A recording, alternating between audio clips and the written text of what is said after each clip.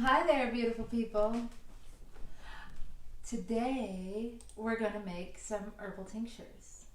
So last week we took a walk outside and we looked at all the plants that were popping up in the garden, and then we walked through the yard and we looked at all these plants that are growing wild in the yard, and we talked a little bit about them. And so I encourage you to watch that video and you'll get a lot more insight into what we're going to talk about today. And so today we're going to work with some of those plants that we've talked about, and we're going to turn them into tinctures.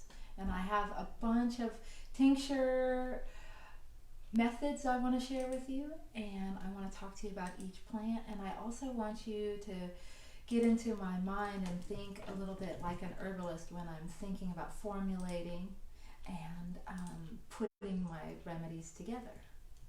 Okay, if this is our first time meeting, my name is Maria Chaudhry, and I'm a midwife and an herbalist, and I'm the creator of Botanicals. And we make nourishing herbal remedies for women and children, and we focus on, pregnancy and breastfeeding and young children's immune health and wellness. And I do want to say today we're going to make tinctures, and we're going to make them at home in the apothecary. We're going to make them like it's called a folk method or the simples method.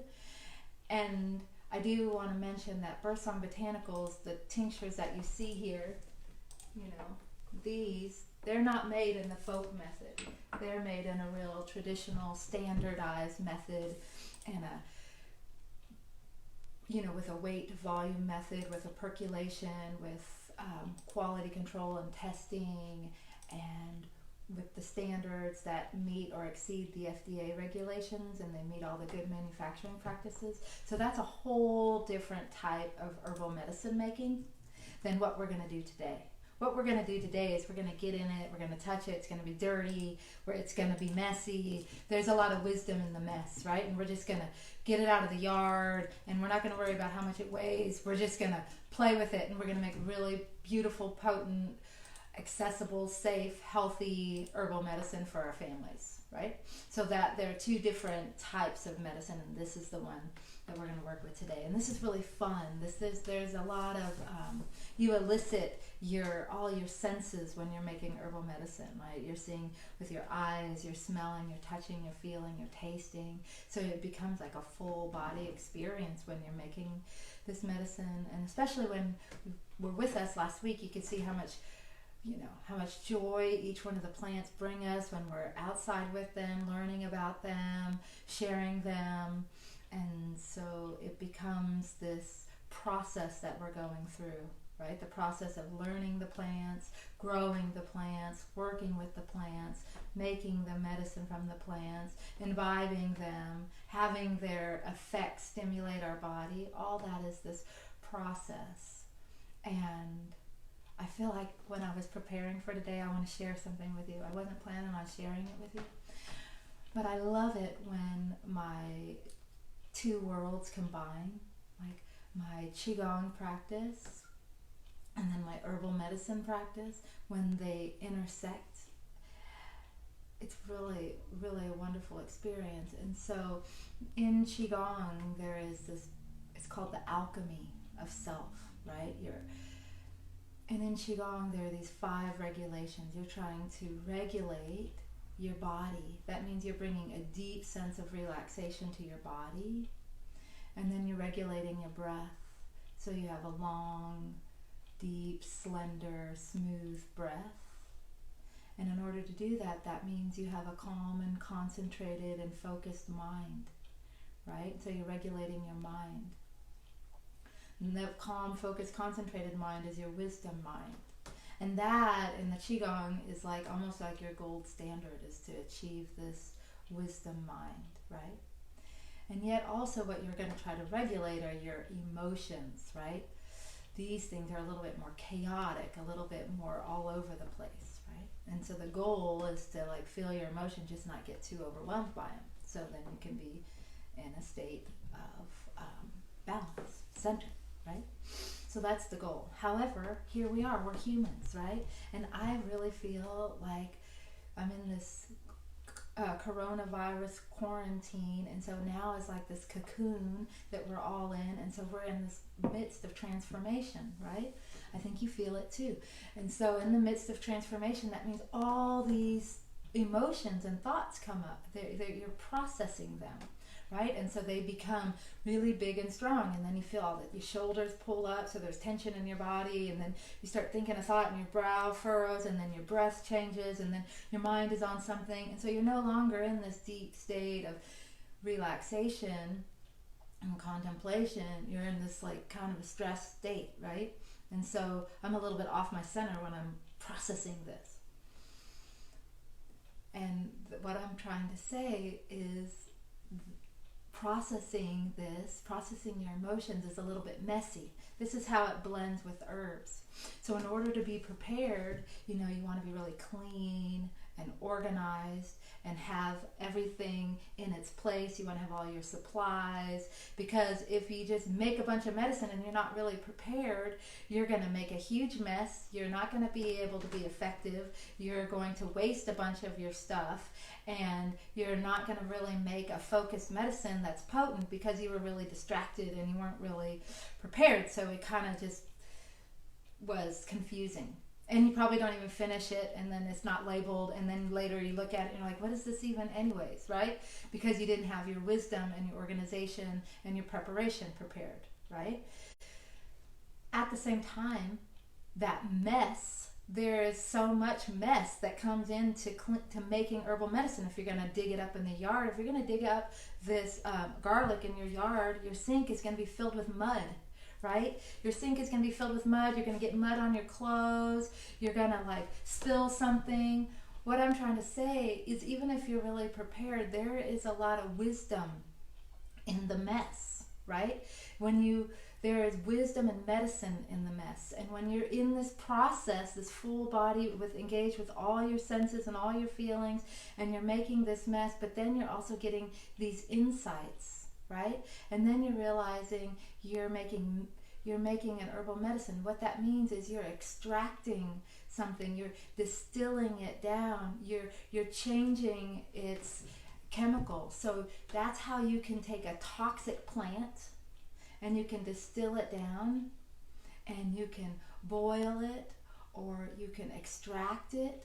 And you can take a toxic plant and you can extract it, and instead of having poison, you have medicine. That's alchemy. You've transformed a toxic thing into a medicinal thing. That's just like your thoughts and your feelings and your overwhelm and your chaos. You can transform those things into wisdom and into medicine. That's alchemy. That's called the alchemy of self. That's what Qigong's goal is, and that's what herbal medicine's goal is. And I had that moment while I was cleaning up my muddy sink, preparing for this video. So I had to start with it because it was a brand new thought, and I wanted to clarify that thought. So we are going to go through the process of alchemy. We're transforming one thing, one state of being, into another state of being. So would you like to make medicine with me? Yes. So let's make medicine together. And so if we're going to be medicine makers, we have to become centered. So just right off the bat, take a deep breath and relax your mind and your body, and put your mind down into your feet, and imagine that you're like a plant and you have roots, and your roots go down into the earth and they branch out, right? And then those roots absorb all the nutrients, and you pull it up through your stem, up through your branches, up through, and now you're active, right? Right? And so now you're activated, you're ready, your heart's open, your mind's open, you're clear. And then look around and make sure you have all your supplies. So for the supplies you're going to need to make tinctures at home, you need a clean place. I'm in the Apothecary, so I don't have a sink, but you absolutely need a sink. You need a cutting board. You're going to need a bowl for some compost and to mix things in. You're going to need a couple of spoons. You're going to need a big old knife to chop, or some scissors to clip. You're going to need cheesecloth to strain, and a press. You're going to need a measuring cup, a funnel, a bunch of jars, lids that fit, like not one that halfway fits because it's going to spill out. You're going to need your herbs. We'll go through all those. You're going to need your menstruum, the solvent that you're going to extract your herbs with, and I'll go into a lot of detail with that, but you're going to need alcohol, either glycerin and distilled water. And then you're going to also need your label material, so a pen, your herbal journal, and your labels. You might need more stuff. When I run into it, I'll bring it back up. Okay. Tinctures. Does everybody know what a tincture is? If you don't, a tincture is just real simply, a tincture is an herbal extraction that is, the herb has been extracted with either alcohol blended with water, or it's been extracted, they're technically called vinegars, but you can extract herbs with vinegar, or you can extract herbs with water and glycerin mix. That's called a glycerite, but they tend to all be kind of lumped into this tincture category.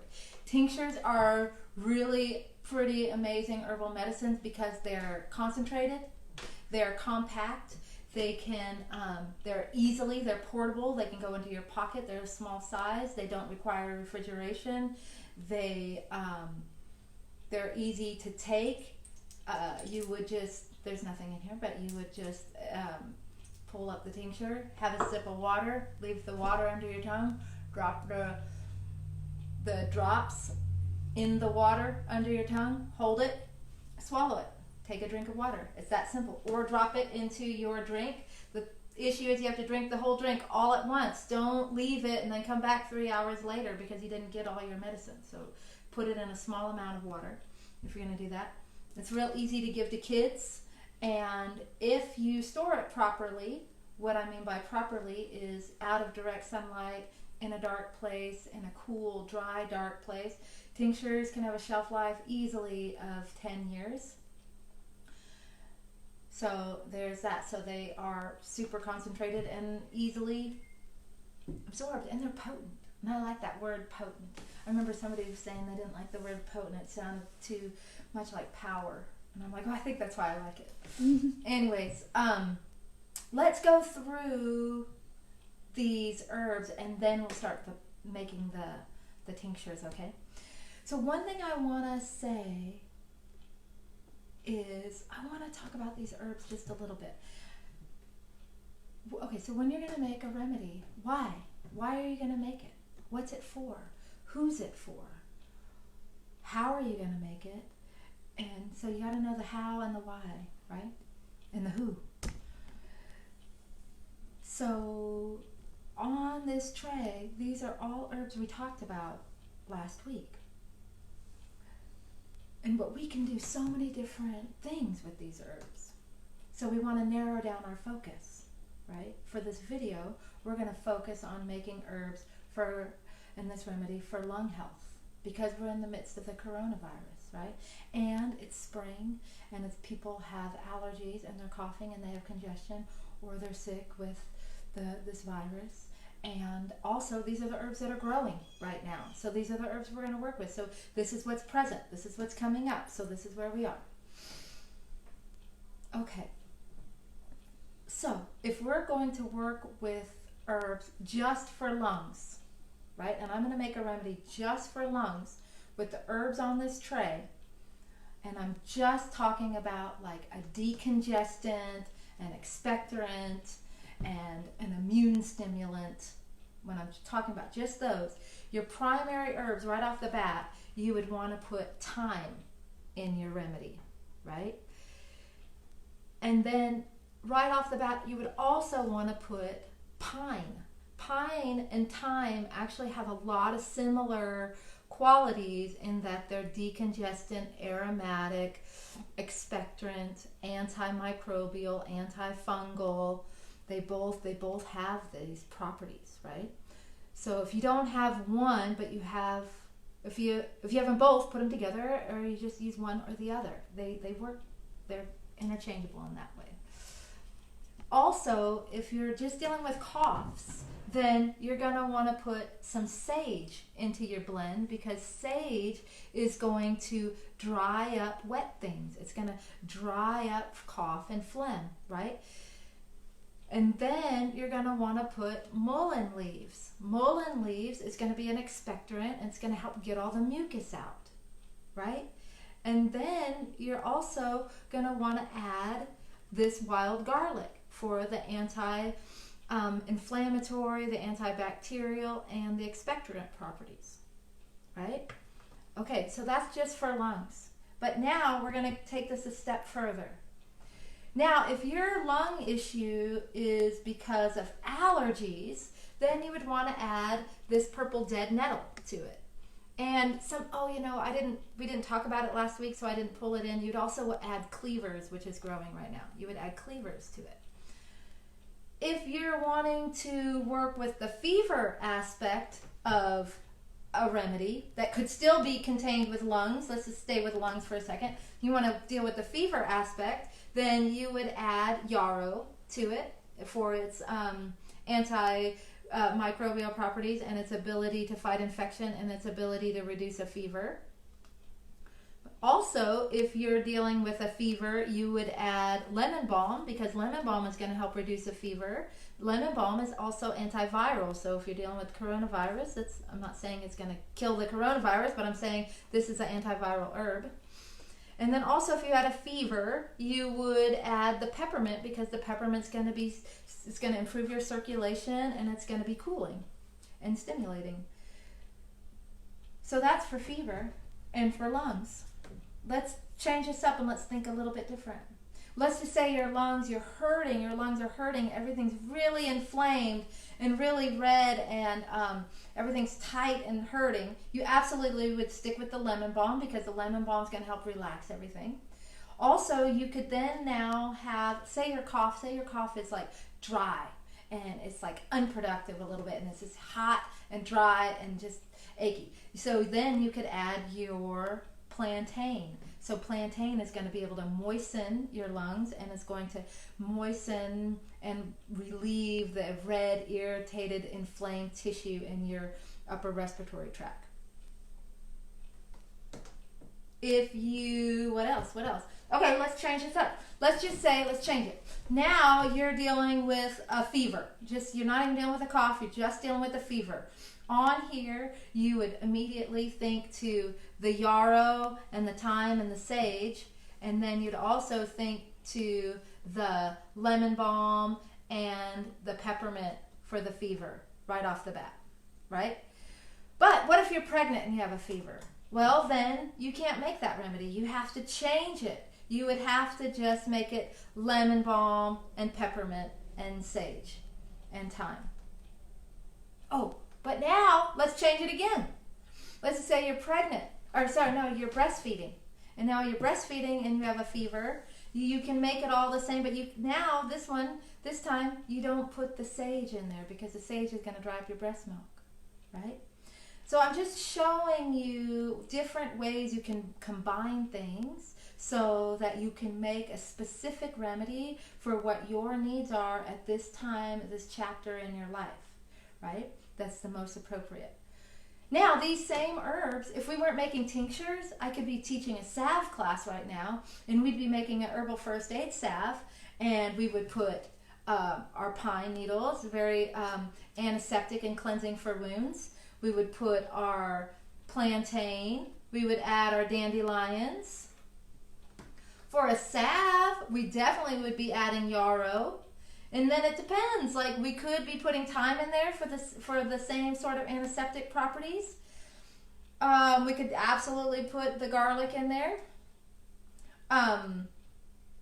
Let's just say now you're dealing with candida or fungus, right? So then if you have candida or fungus, then once again you do the thyme and the pine needle and the thyme. And you would do the wormwood and the rue that we talked about, and the garlic that we talked about last week. Right? So I'm just trying to show you that these herbs are broad reaching, right? And instead of making a tincture, I could make a tea out of all of these things, right? We just happened to be making a tincture today. I picked these herbs last night because I wanted them to still be fresh, but then not so full of water that, because I want to add some glycerin, and I wanted to add glycerin and water. Why I'm saying that, we're about to segue into actual making the tincture. When you're making a tincture, you can work with fresh herbs or you can work with dried herbs. A couple of things. Let's do some definitions. Okay. The herbs, here, you can see it here. There's some herbs in here, right? The herbs in here, this is called the mark. And then once I pour the solvent, the liquid over the top, the liquid that's going to extract the medicinal properties, that liquid is called the menstruum. I'm going to start referring to those terms. The herbs are the mark, and the liquid is the menstruum. Okay? So when you're making a fresh tincture that has not been wilted like this, I cleaned these last night, so I picked them, I washed them, I laid them out on a towel so they would dry. And I did that to wash off the pollen, to make sure I didn't have any bugs, and to make sure I didn't pick up any of the wrong plant, and to make sure that I had good quality plant. Because like I picked some things, when I picked up my dead nettle, I saw some of them had like some dusty on it, like they're wilting and going bad. Okay, so I removed that. Oh, I saw some of them had, I picked up the wrong, couple other plants made it to the bundle. Okay, so I removed that. So it's really important that you accurately identify and you clean your plants. But I could have just made the tincture right then, once the tap water was off of it. And when you do that, I'll go through the process, but you're gonna chop up everything and you're gonna stuff it into the jar as much as possible, because the fresh plant has water in it. You don't need to add extra water because the water is already contained in the cells of the plant. So a fresh plant that's not wilted, I would have only just used pure grain alcohol to fill the whole jar. However, this is still fresh, meaning it's not crispy and dry. However, a lot of the water has been evaporated. So I'm going to make a menstruum that contains water and glycerin also, because a lot of the water is evaporated. But typically speaking, when you're making a simplest method fresh tincture, you just pack the jar with your chopped herbs and then add 190 proof PGA, pure grain alcohol. Okay? So let's get started here. I'm gonna just go ahead and just get started. So also you have to think like an herbalist. You have to think on your feet, like, is this the right size jar or is this the right size jar? I don't know, we'll have to see. Okay? And so I'm chopping up the mullein right now. I'm gonna try not to take too long with this, but I'm gonna chop up this mullein. Remember, mullein is an expectorant, beautiful fuzzy herb. It's your lung and ear herb. Mullein is in our lung support tea, and the flowers are in our earache relief oil. And mullein can dry up breast milk too. So if you're breastfeeding, this is not the herb for you right now. But fortunately, you have all these other herbs to work with. Okay, so we've got our mullein, and then we have sage. So sage is going to be, mullein and sage, they go good together because they dry up wet things and they cool you. Sage is also in our lung support tea, and yeah, and it smells, oh my gosh, it smells really good. Okay, so now what? Now we're going to put our thyme in here. And see, I might need to use a smaller jar. So thyme, you can chop it, maybe scissors might be better, or you can just like rub it with your hands, but I'll scissor it. See, this is what I mean by messy. Get into it, like get your body into it. Feel it, smell it, taste it. Get it on the palms of your hands. Ooh, yeah, that's another Qigong thing right there. See, it all just comes back. Qigong in the palms of your hands is like how you absorb, it's how you communicate with the outside world. It's how you get information, you sense what's happening on the outside world, and then you bring it into your body. So when you're rubbing it on the palms of your hands, you're communicating with the herb, with the cells and the skin, the pores, your skin and your pores. That's pretty cool. That's medicinal. Okay, what else? What else? So now yarrow, remember the yarrow? We talked a lot about yarrow. And yarrow is going to be for fever and for infection. Yarrow is in like 5 of our products. Immune boost. It's an immune boost too, isn't it? Right. Okay. Peppermint. We're going to put peppermint in there. It's going to be really, give it a good flavor. Oh, this is why I'm going to put glycerin into this remedy, because this is going to taste really good. Peppermint is going to taste really good. And the lemon balm is going to taste really good. The pine, the thyme, the sage, right? All those are aromatic herbs. Alcohol is really good at absorbing therapeutic properties, but it's not really that great at absorbing and extracting flavors. Exactly, like glycerin is going to make it taste nice, and it's going to smooth it out and make it easy to take, so it's not going to be so intense. And it's going to help extract the smell. So here we go. I'm going to put, this is the, okay, purple dead nettle. Purple dead nettle, and I kind of talked about it last week, and I just kind of glazed over it because I was going to come back to it. Purple dead nettle is really good for food. That's my primary thought as I think of it for food. But it's also really good for lung conditions, lung congestion, inflammation, irritation, and it's really good for allergies. So since we're making a lung blend, purple dead nettle is in our blend. This is lemon balm. And now also another thing I was going to say is a lot of these herbs are not wild herbs. Some of them are from my garden, right? But this lemon balm is growing way deep out in the field, in the yard, so this is it's becoming wild. It's one of the ones that was domestic that's becoming wild, and then the yarrow is one of the ones that was wild that's becoming domestic. So we kind of change our roles up in life a little bit as we grow. Okay, so lemon balm. Oh, this smells really good too. I wish you could smell this. Okay, yeah, we're just continuing.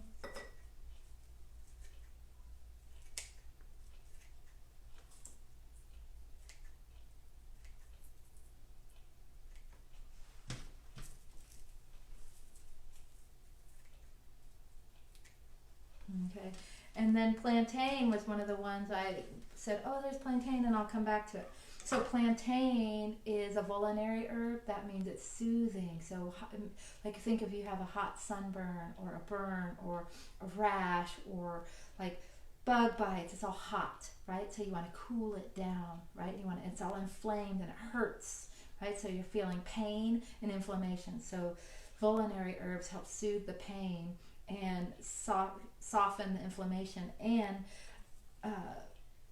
plantain is antiseptic, so it's going to help the infection. So whatever, if it's an infection that's causing that, it's going to help with that. It's also going to help with histamine response. And so there are multiple types of plantain. There's broadleaf and narrow. And in my yard, I have this fuzzy leaf plantain. There's so many different varieties of plantain, but it kind of doesn't really matter. They almost do all the same thing. So if you have broadleaf, great, work with that. If you have fuzzy, great, work with that. Work with what you have. And plantain is really good because it can be external, but it's internal too. You can drink it.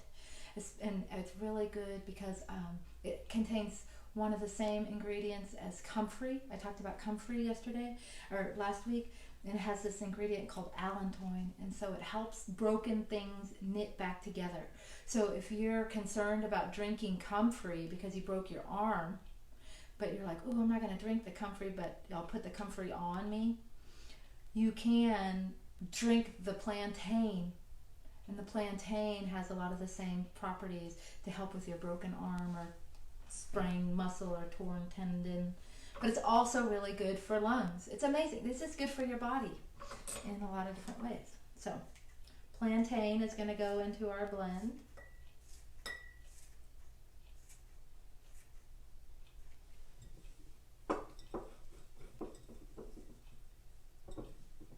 Okay, we're going to put dandelions into our blend too because they're nourishing. Okay, so the dandelions are nourishing, but they're also cleansing. Nourishment. I'm going to mention nourishment in an extraction. So you hear me talk about nourishing herbal infusions. Nourishing herbal infusions are, their benefit is that they're really high in vitamins and minerals, right? However, alcohol isn't going to extract the vitamins and minerals really well. Water is going to do that. So if you're wanting to nourish yourself, feed yourself, like with red raspberry leaf or with red clover, alfalfa or nettle, one of those things, dandelion, then it's better to drink that as a tea, and the water will extract those vitamins and minerals better than the alcohol will. Okay?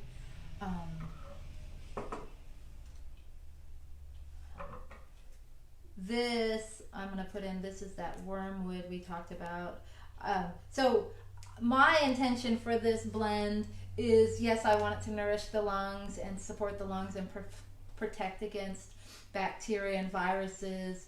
Also, since all this is growing around me in my yard, this is almost just like my own personal medicine that's growing for me right now. You know, it's like, it's kind of cool. There's a big full moon, it's Passover, it's Corona, you got all these cool alignments and stuff, and the you know, got Orion overhead, and so I'm just putting all these in to my medicine, because actually I'm comfortable with it not having a total specific purpose, because my specific purpose is just to be with what's happening right now, right?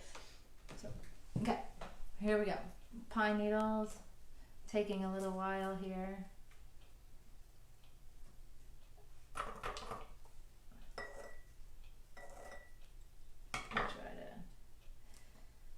So this is looking like I'm going to actually need to put it in the smaller jar, but that's okay.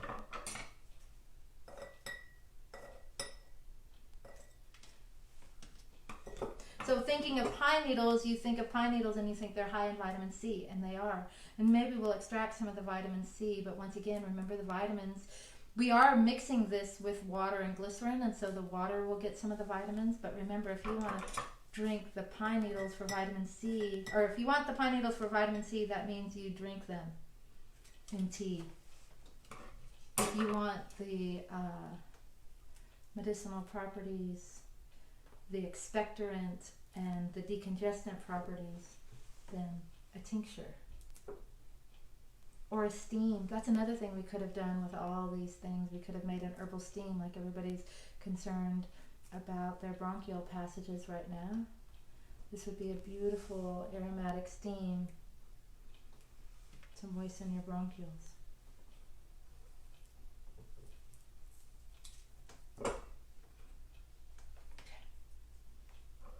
Bear with me, we're almost done. Also, it takes a long time to make herbal medicine, so you need patience. You have to trust the process.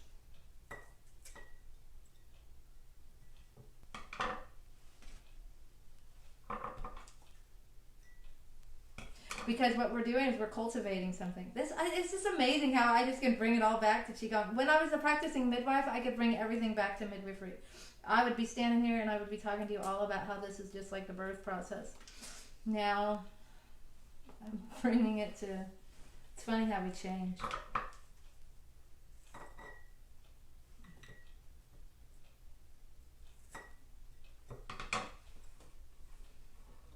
Okay, almost there.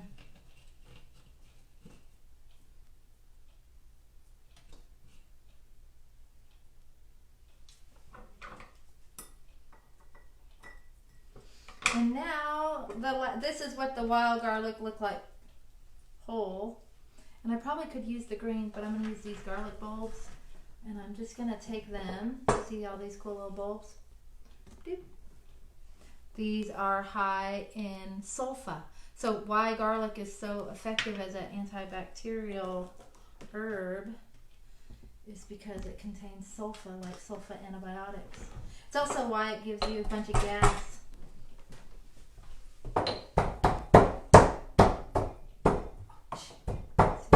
Blessed mess, Maria. I'm just breaking this up just a little bit just to give the juices.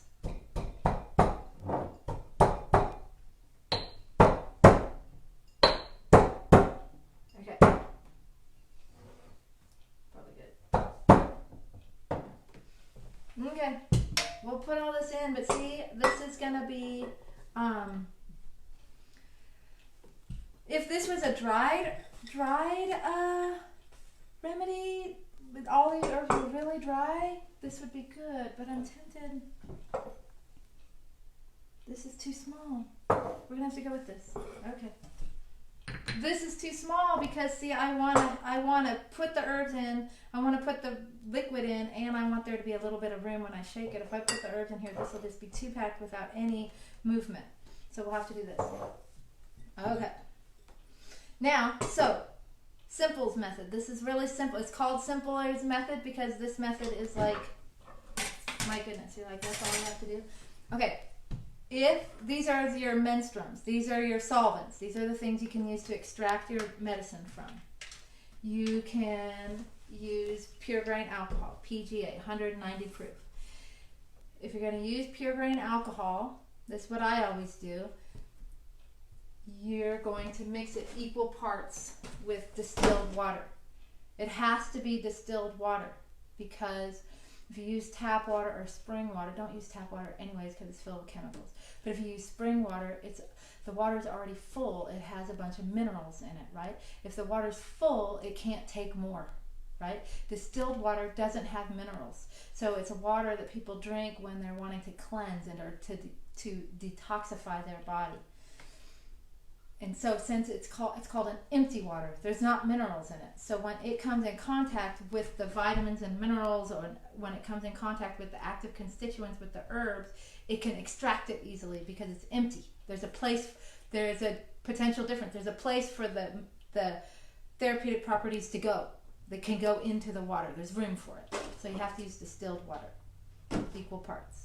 If you don't want to go through this process of equal parts of PGA and distilled water, just get vodka.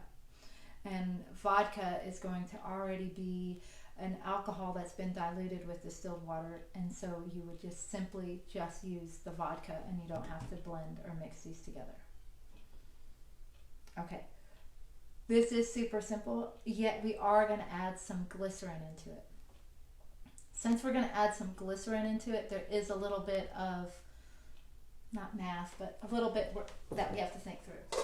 Okay, why am I adding glycerin into it? Because I want it to be sweet and I want to extract the flavors. Okay, this really is simple, but I am going to tell you. Okay, I'm going to mix the alcohol with the glycerin. So I don't know how much I'm going to need yet, right? So here's the other thing. I'm totally thinking on my feet.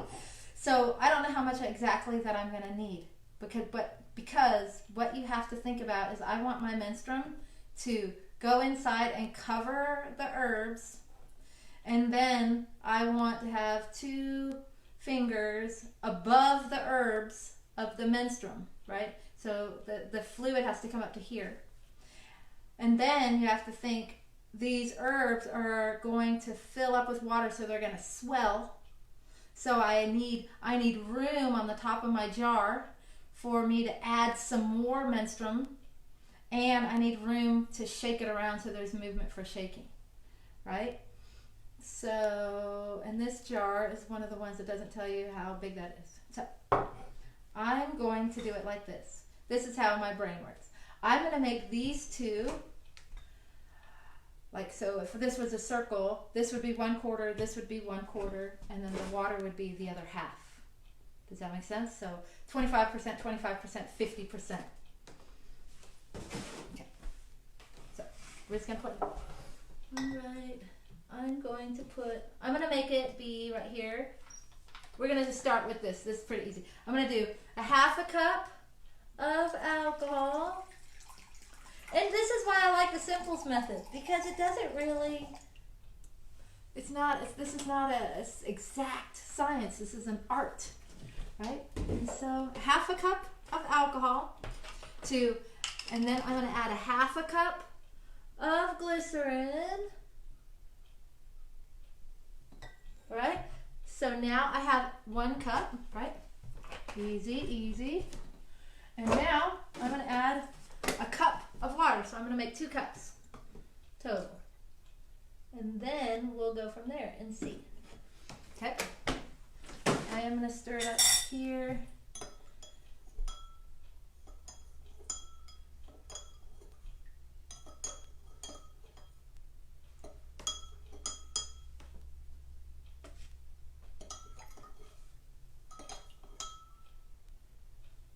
Okay. Distill it.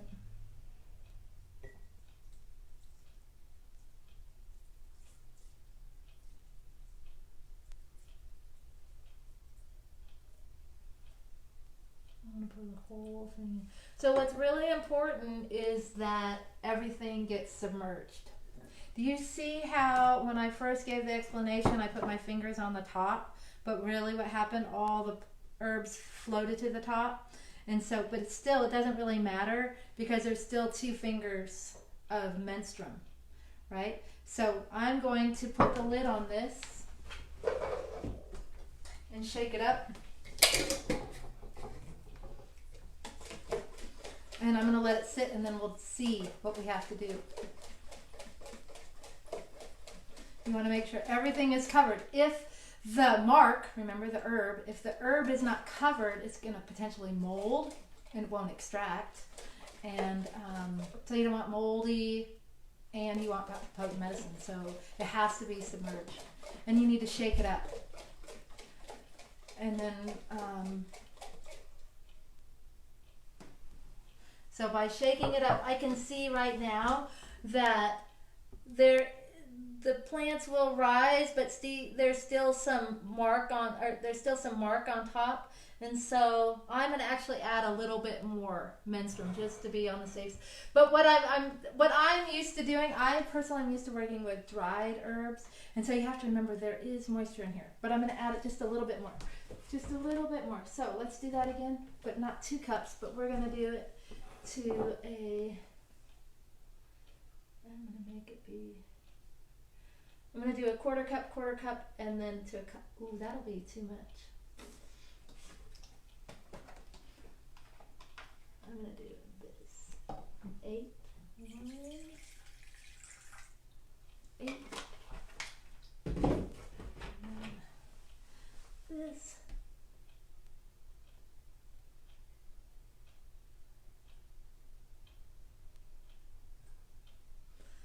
Then. So now I have 2/3 of a cup. There we go. 2/3 of a cup. This should be plenty. Let's see.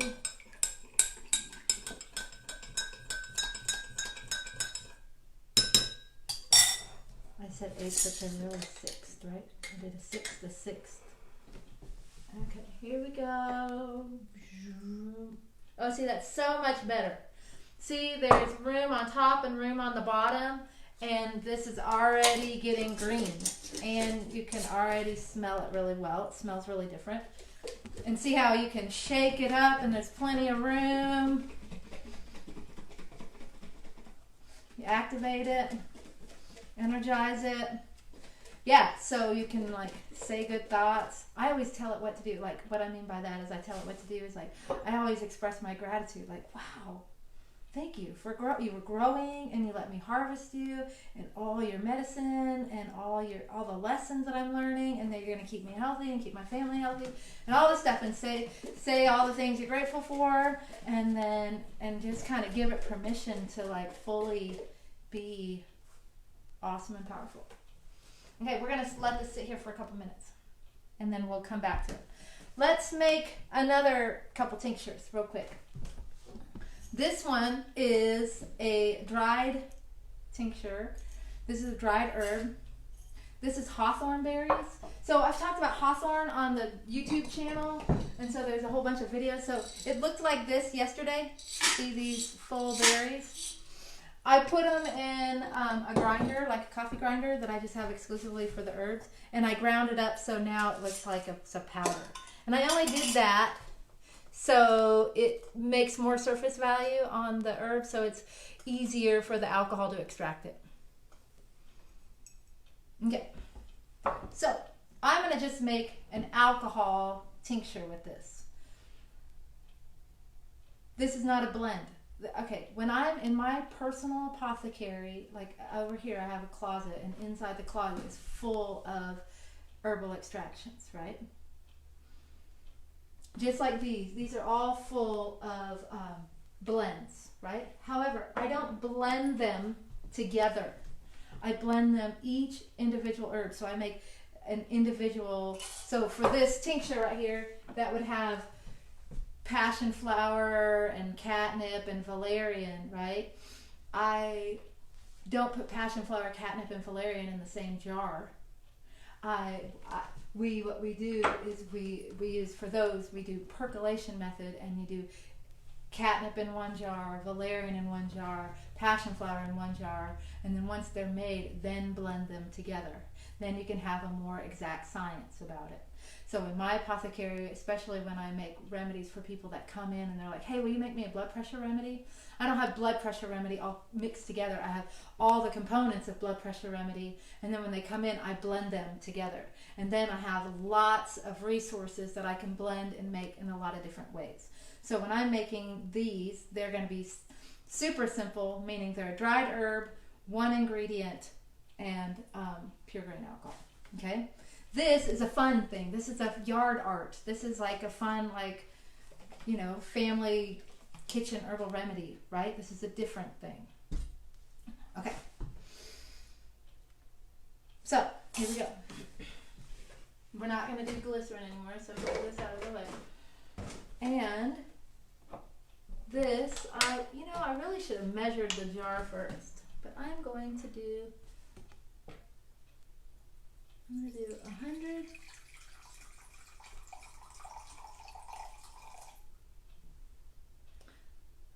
I'm going to do 150. There, 150 mils. And good thing, if I make too much, I can pour it into my next tincture. 150 mils to 150 mils. So I'm doing equal parts, and so now I have 300 mils. Let's see if it's enough.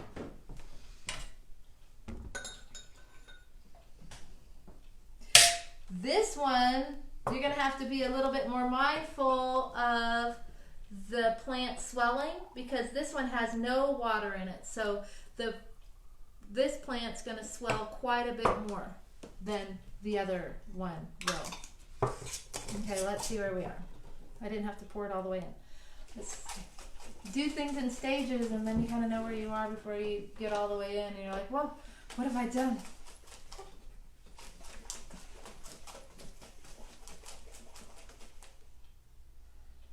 Okay, see how simple it is? You just pour the menstruum on top.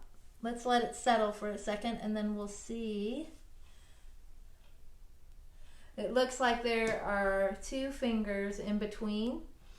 However, I know this is going to swell, and I have a little bit more, so I'm going to actually go ahead and add a little bit more.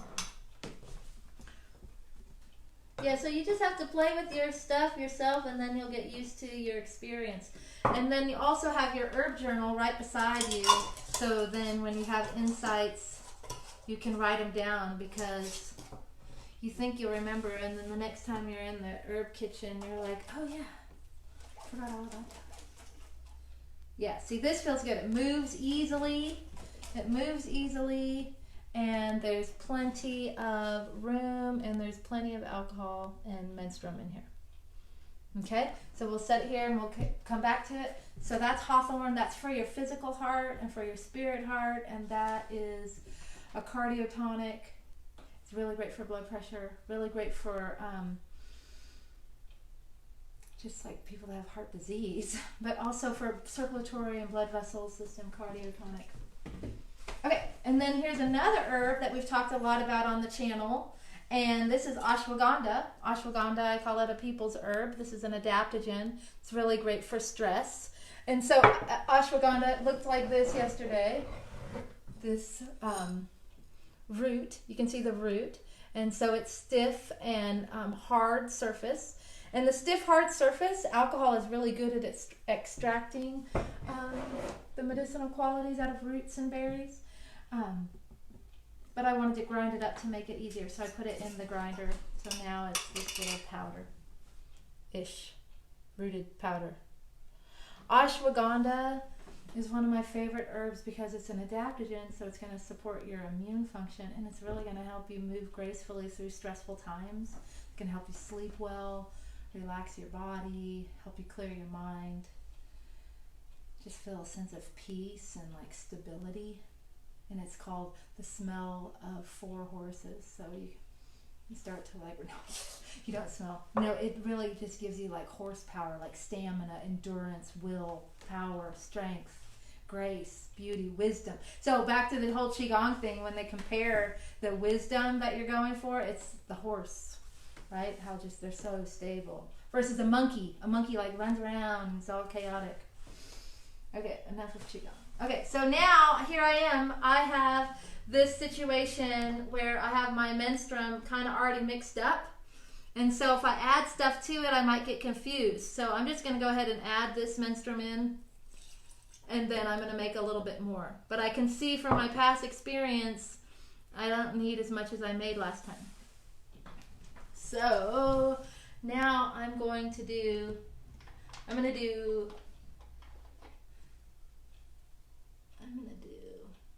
25, 25. Here we go. This is 50. We'll try that. 50. 50. I still might be making too much. Yeah. So 50, 50. So there's that. Ooh, but that's not going to be too much. My silly girl. We're going to make this. So I'm actually changing it. I'm making it being 100 and 100. You can tell I clearly didn't prepare these beforehand. There we go. There we go. So now we have 200 mils of menstruum. Stir it up. Slow down. Pour it in. Nice and slow.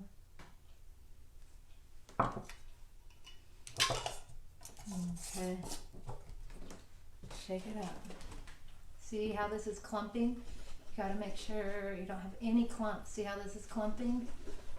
You don't want any clumps. You have to make sure it all moves really freely. There's no stagnation. So it can all be energized and activated.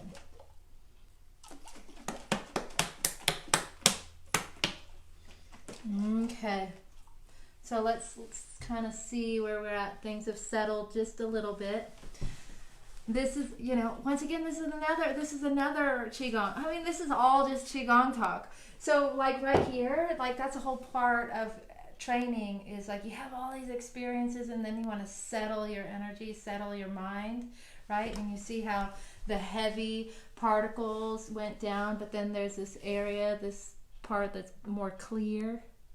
And when time passes, all the particles will settle, and then this on the top will become more clear. That's just like you're sinking down into your roots, and then you have stable roots, but then a clear mind. This is another goal of a Qigong practice. That's cool. So I have a tiniest little bit, and I can tell this has at least 2 fingers. And so it's probably, even when it swells, I still have maybe another finger or 2. So this is probably fine. This right now has at least 2 fingers. I have this tiniest bit. I could just pour it in here, but I think I'm just going to wait 1 minute and see which one seems like they need a little top off. Okay, so while this is setting here, I'm going to decant a tincture. So when you press a tincture, it's called decanting. Okay? Questions, thoughts, comments? Cool. We've got a lot of people liking this video. Yay! That's cool. Okay, cool. Let's do this then. All right. So we're going to switch gears, and now we're going to decant this tincture. So last week, we made that video, right? We walked around the yard, and we talked about wild honeysuckle vine. So wild honeysuckle, there's the tree, and then there's the vine, right? In Arkansas, there's a native and then there's a Chinese or a Japanese honeysuckle. I think it's a Chinese honeysuckle. This is not the native. This is the Chinese honeysuckle. And it grows really beautiful in later spring, right? And it's really good for coughs and for lung and respiratory infections and for allergies, just like the whole conversation we've been having. And since I showed that plant to you yesterday, since I wildcrafted it last year and I have it and now is the time for it, I'm going to go ahead and decant it. So what I did with this one, this is a little bit different, okay? I actually made this with honey, and I made this with glycerin, and then a little bit of distilled water and pure grain alcohol. So it's the pure grain alcohol is going to act as a extractor, but primarily a preservative. And then the honey is more like a cough syrup, and the glycerin is also like a cough syrup too. So this should be a little bit sweeter. Let's see how it goes. I don't know. It looks like I made this on 5/25/19. See, your labels really come in handy. All right. Now, let's get game on here. We need a funnel. All right, I need a funnel. And cheesecloth. Okay, this is definitely where it gets messy, so bear with me. Oh, it smells good. You can really smell the honey. It smells like, how would you describe like alcohol made out of honey, like a honey mead or a honey? Okay, here we go.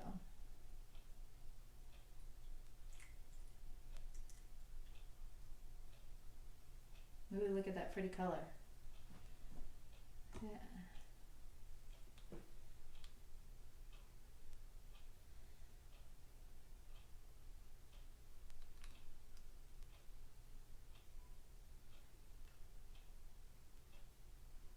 So there is one thing I want to say.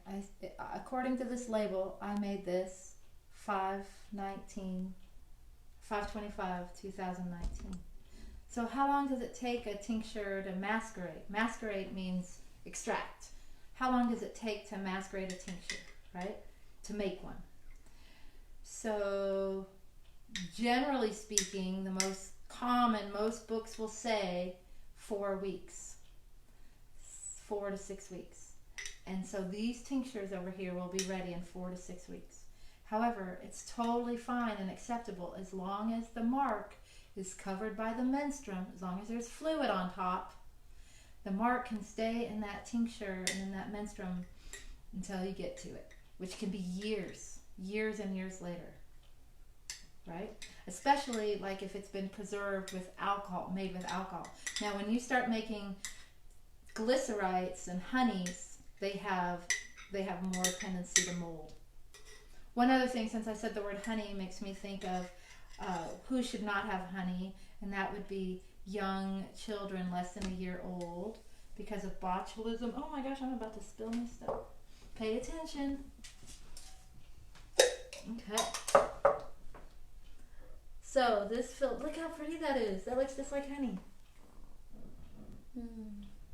Now, my thing is, I want to press this out. Oh, but this is totally okay because I'm actually going to do 2 things with this. Remember I said I separate things out and I make one blend and then I make another blend? So my next blend that I want to make, actually I'm going to have to use this other jar. I wanted to blend, I'll show you. I guess you'll get to see the process. Okay, this is fine. Put the lid on here, don't spill it. And we'll have to label it. Okay, what I'm trying to say is this one will be whole like this. I'm not going to change it. I am, after this is all said and done, I'm going to blend it with this elderberry. So I'm going to put elderberry tincture with this honeysuckle, and that'll be a real exquisite remedy. Okay, so we poured off, we filtered it, but now we need to press it. And so I'm going to put the herbs into the cheesecloth because there's a lot of herbs still in the flowers and in the blossoms. Okay. now this is, I'm going to fold this over. And you can press it like this, but you're going to get it on your fingers, so you don't really want to do that, especially if you're trying to be clean. And so this press is called a potato ricer. So this is what you get at, I got this at Bed Bath & Beyond, and it's for mashing potatoes. It's like a big, huge garlic press, but it's for potatoes, right? And I probably paid 20 bucks for it. Okay, so you put your herb bundle inside and close it up so the particles don't escape, and then you press. Now this one I have to kind of get a little angly because it's going to come out the bottom and out the top. Well, mainly just the bottom. Okay, and then you don't squeeze very hard, and then you start to really squeeze, but it don't squeeze really fast all at once or you're going to squirt, because this is thicker because it's honey and glycerin, so it's thick. But like if this was just alcohol extraction and you squeeze it, you're gonna get it all over your wall. I've done that before. So you squeeze and press, squeeze and press, squeeze and press.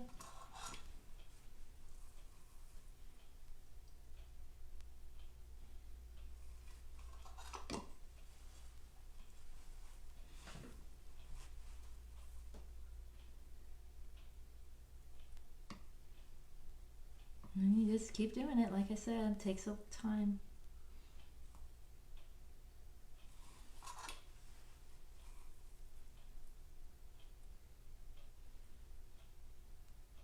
And then sometimes you wonder, like, do I need to save every drop?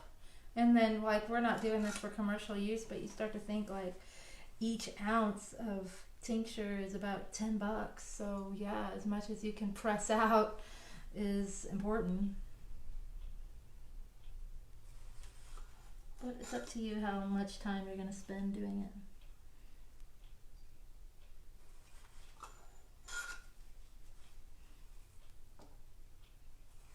Okay. That looks pretty good.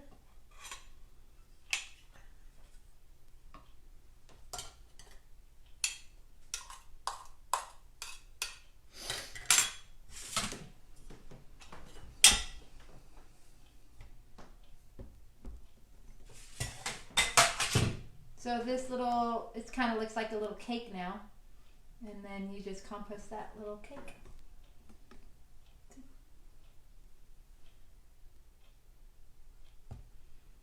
Okay.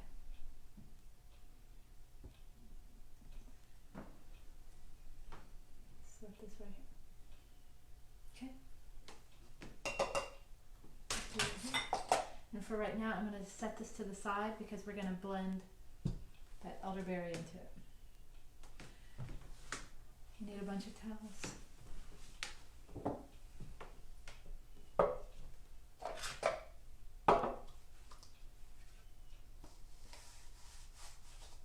See, you need a sink. This is why this is home herbal medicine making, because if you were making like herbs to sell, you wouldn't be using the same funnel for all these things. You'd be cleaning up and sterilizing in between each thing. And so I can see myself be like, oh, I don't know if I should show you this, but this is like we're being at home, so it's okay. So this is an elderberry tincture, and I made this one with vodka, so I didn't blend PGA. I must have just had the vodka. Oh, one other thing. You need your cloth here before you pour it in. And you would change your cloth if you were making this for somebody else, but if this is just for your home. And also, see how I'm shaking it up? Elderberry is a fine one to shake up because these are berries and they're whole and complete and they're not going to be too hard to strain. But if this was a powdered like these guys, and I'm shaking it right before filtering it, I just added a bunch of time. So a bunch of time to your process. So if once it's settled, you'd shake them up the day before really good, and then you press them the next day after it's settled, and it's a lot easier to press. Okay, this one's gonna be pretty.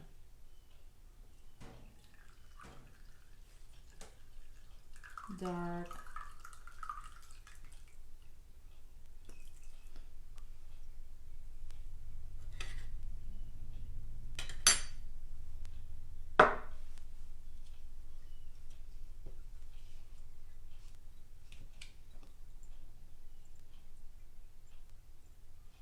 Okay. So you have a tendency to think, oh, I could do the whole jar all at once. But then when you do that, you make a mess. So you actually kind of have to do it in little pieces, step by step.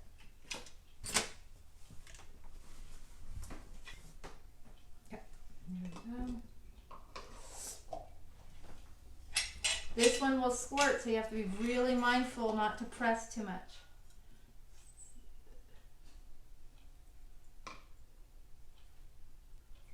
And when also with this device, you have to hold it to the side because this is going to come out of the top.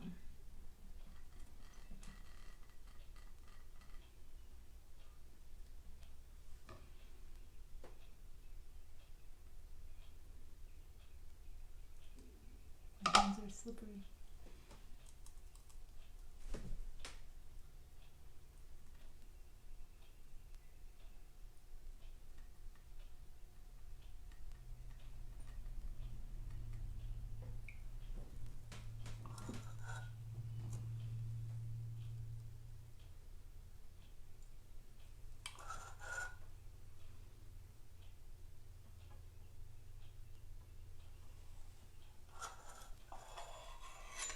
Okay.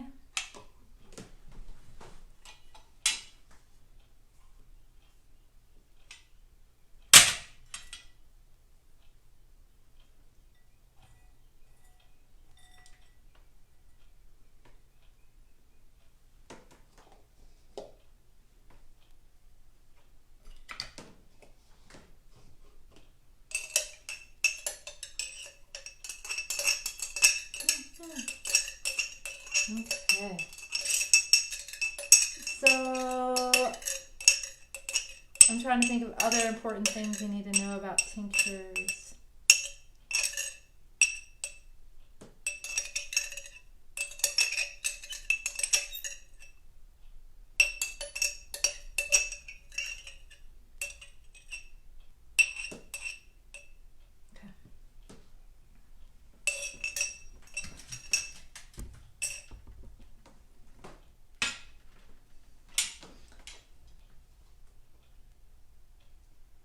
Last time.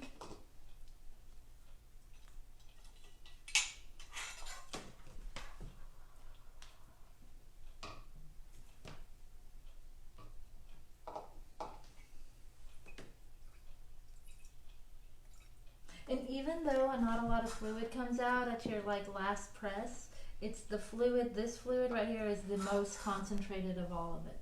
So it's kind of worth it to do the extra step of pressing it, because that's where you're getting the most concentrated medicine.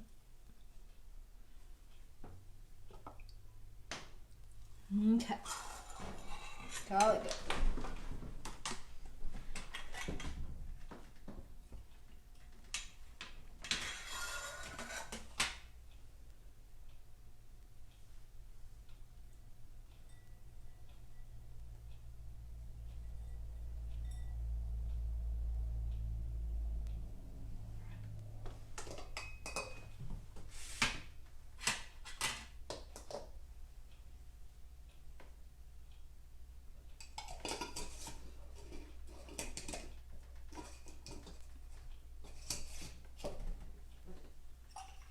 So that's elderberry extract. Look how dark and beautiful that is. So that's antiviral, immunostimulant, beautiful, good for coughs, colds, flus, all sorts of infections. Awesome. So now where are we at? Now we just have to kind of wrap this up. So the things, what do we have to do to wrap this up? I do want to add some elderberry into here. We need to label everything. We need to decide what we're going to do with this last little bit, which one needs it the most. So we're going to shake it up one more time, make sure nothing's clumping. I do want to say something about labels. Okay, so in terms of labeling,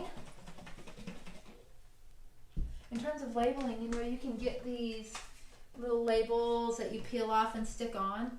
The problem with these types of labels is that they don't come off, and then you have a bunch of jars that have this funky, right? You don't really like that, right? It's hard to be like, oh yeah, this is perfect, this is great, right? So, however, if you make your labels on little sticky notes, and then you can tape it on, later it'll come off really easy. The other thing is if you label it on the top like I did right here, then it's like this in your cupboard. You have to come here to see what you have versus just looking at it right on the front. So I would label it right on the front. Right? Put your sticky note on there. And then on your label you have to put the name of your herb blend, or if it's a blend, all the herbs that are in it, the day that you made it, and like your menstruum, you have to tell what kind of alcohol and water that you used. So this says honeysuckle vine blossom 4/9/2020, honey, glycerin, pure grain alcohol, and distilled water. Right? So you do that with all of them. Elderberry. My hands are all sticky now.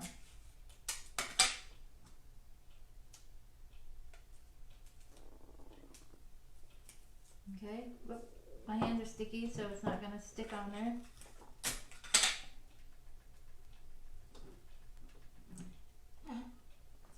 You get the idea. You'll label them. And now I'm going to give, see how much, this one is tempting because there are 2 fingers and there's a little bit of movement. So it's tempting to give, this one looks fine. See, it's got 2 fingers, definitely 2 fingers. And this one has 1 finger, but this is full of water. Just give a little bit of it to here. Give it all. I'm going to give it all right there. And now what we're going to have to do, you're going to shake this up really well today and leave them sitting on the counter so you can see them tomorrow and evaluate what you have to do tomorrow if you have to add menstruum. You probably do. So do not use all your supplies making this stuff and use up all your alcohol and all your water and then you don't have anything to add. You need to have space on the top of your jar and you need to have extra alcohol. All right, and then you're going to put them in a cool, dark place. If you don't have a cool, dark place, put them in a cardboard box or put them in a paper bag so they're in a cool, dark space. And then you want to ideally shake them up every day, which we know that that's not really likely. So shake them up as often as possible and then mark it on the calendar or mark it on your jar. In 4 to 6 weeks, you're going to press it out just like I did. You can, in a pinch if you need to before 4 weeks, but it's not going to be as strong. And yeah. Also, like I said, your herb journal, you should be writing down your herb journal. Where's my herb journal? Right here, right? You got your herb journal, and you see we write down all of our stuff every time we make something. You want to write down most of the thing. You want to write down where you got the plant from. So if it's from your yard or wildcrafted, or you bought it from Mountain Rose, right? So you want to pick out where you got it. You want to say how much of the herb you used to the best of your ability, and what your menstruum was, and any thing that you had to think through, like, oh, I had to add extra glycerin because I ran out of alcohol. Because when your finished product comes out, either it's going to be like the best thing you ever made and you're going to be like, oh my gosh, that was amazing, how do I do that again? And if you didn't write it down, you will never be able to reproduce it. Or you're going to do something and you thought it was great and then it molded and you're like, oh my gosh, everything molded, or it's just terrible. And then you can learn from that. So you have to write your stuff down, your journal. The other thing I'm going to say about tinctures, once you get them in these jars, right, you can always put them in nice cobalt or amber jars. Like for your tinctures, you can put them in amber jars. And then you can also put them in spray bottles because tinctures can also be utilized for first aid. So not these per se, But I've made a lot of remedies that are first aid. So like cesarean recovery spray, that's essentially a tincture. My sunburn spray. I make a bug spray from like wild crafted herbs from around the lake. That bug spray, it's a tincture, but it's put in a spray bottle and I spray it on me, right? So you can use the same process to make spray. So if you're going to make a spray and it's with pure grain alcohol and antiseptic herbs, that could be hand sanitizer, right? So you can use spray bottle too. What else do I want to say? Dosages, just real quick. A dose typically is 20 drops, and you're going to do an average dose as a person who weighs 150 pounds, 20 drops, 3 to 5 times a day or as needed. And then if you have a child that is like my son Sequoia, who's as big as an adult, he gets an adult size, even though he's a pediatric age, his body size is that of an adult. And then if the child is an infant, and then just infant and small and toddler, you give them 1 drop per 5 pounds. So if it's an infant and they weigh 15 pounds, they get 3 drops. And then it's an infant and he weighs 30 pounds, he gets 6 drops or more. What else? That's one other thing I was going to tell you is so I made this workshop. Like a couple years ago, I taught this class. It was called Building Your Herbal Apothecary, and I wrote this notebook. See, this is my my notebook. And you guys are such advanced students that you would have already had to have spent several $100s to hang out with me, and you would have had to have been in my class for a month before you would have even learned this. And so you guys are well advanced. So you're at the right place at the right time, doing all the right things, and I hope you learned something. In the comments, I'd like to hear about your tinctures that you're making, the plants that you're using, and why, what kind of problems you ran into, little things you had to problem solve, what kind of things worked out really great, and also share it with your friends. And this will be on YouTube, so if you're watching it on YouTube, push like and subscribe. Okay, I'll see you next time. Until next time, my friends, drink deep and always walk in beauty.